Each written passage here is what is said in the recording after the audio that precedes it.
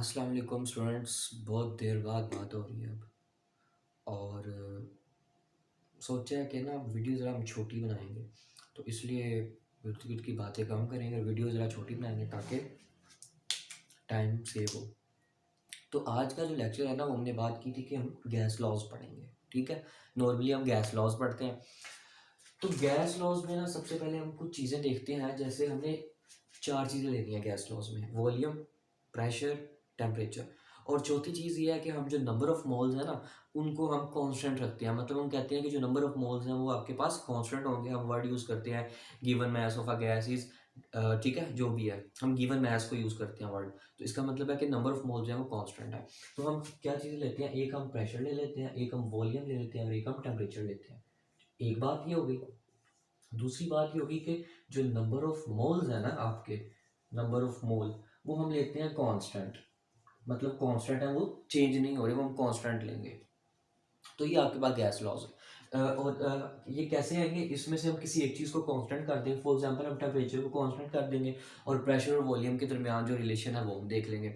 इसी तरह हम प्रेशर को कांस्टेंट कर लेंगे, वॉल्यूम हम टेम्परेचर के दरमियान रिलेशन को देखेंगे। तो इस तरह किसी एक चीज़ को कांस्टेंट करना है, बाकी का रिलेशन देख लेना। तो सबसे पहले ना हमारे पास जो है वो बॉयल्स लॉ है। बहुत आसान लॉ है ये। पहला Boyle's law, Boyle's law. Boyle's law क्या कहता है कि the volume of a given mass of a gas is inversely proportional to pressure while temperature is kept constant. वो कहता है कि हमने इसमें टेम्परेचर जो है ना, इसको हमने कांस्टेंट रख लेना। ठीक है, तो जो वॉल्यूम ऑफ अ गैस है, volume of a given mass of a gas is inversely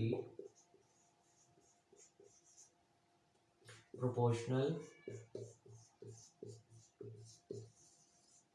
to the pressure while temperature is kept constant. कि volume of a given mass of a gas is inversely proportional to the pressure while temperature is kept constant.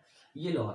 तो हम इसको कह सकते हैं कि V is inversely proportional to 1 over pressure, या हम इसको इस तरह लिखते हैं pressure is inversely proportional to 1 over volume, इस तरह भी लिख सकते हैं।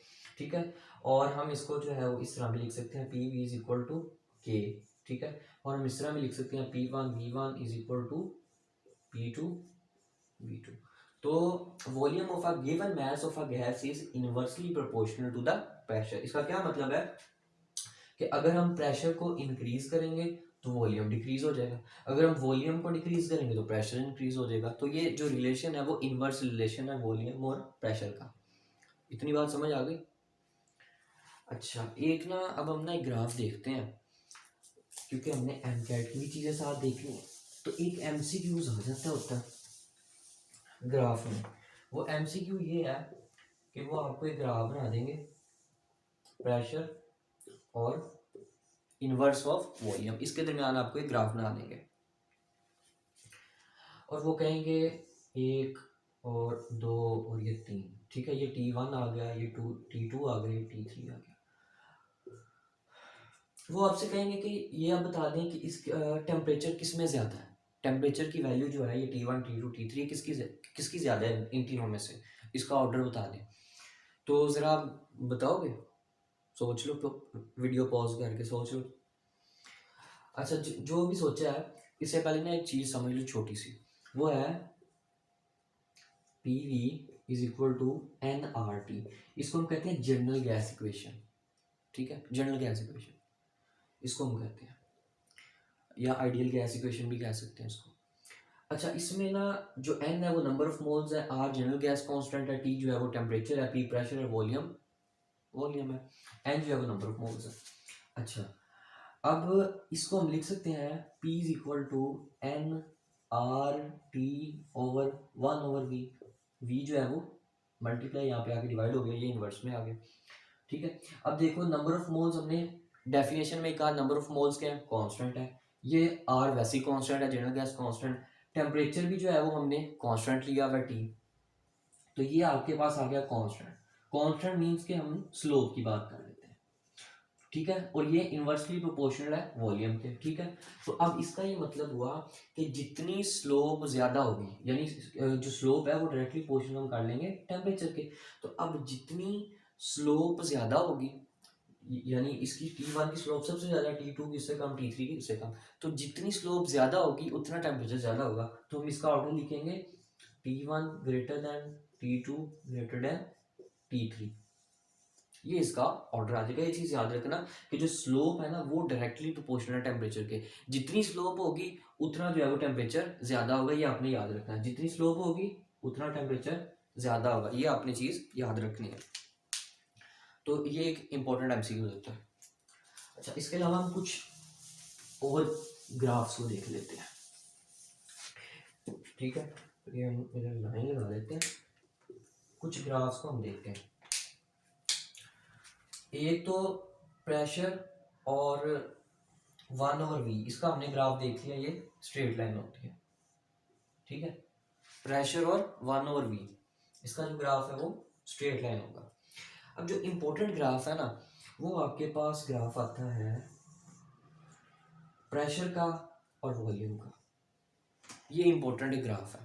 और ये ग्राफ बनता है आपका हाइपरबोला, इसको हम रेक्टेंगुलर हाइपरबोला भी कह लेते हैं। तो ये आपका हाइपरबोला ग्राफ बनता है, ये भी नाम याद रखना,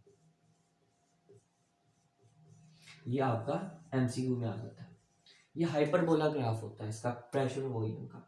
ये कुछ इस तरह का ग्राफ होता है, ठीक है। ये हाइपरबोला इसको हम कहते हैं।